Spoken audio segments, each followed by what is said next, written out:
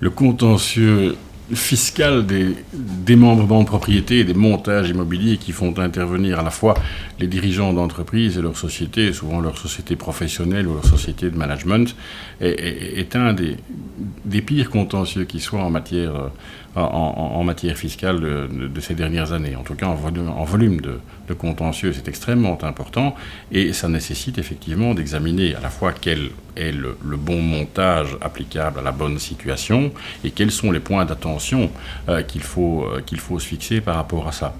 En matière de montage usufruit ni propriété, l'évaluation de l'usufruit, l'évolution des méthodes d'évaluation, qu'est-ce qui est imposé maintenant, comment peut-on faire.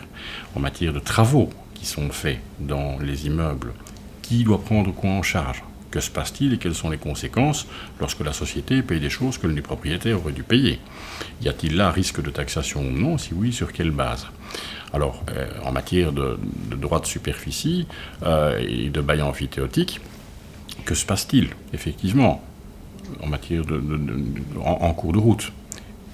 Il existe un volume de contentieux extrêmement important en matière de déductibilité par les sociétés au titre de charges professionnelles de toutes les dépenses qui sont relatives à des immeubles ou des parties d'immeubles mis à disposition. Il y a des grandes évolutions aussi par rapport à l'avantage toute nature qui est relatif à ça.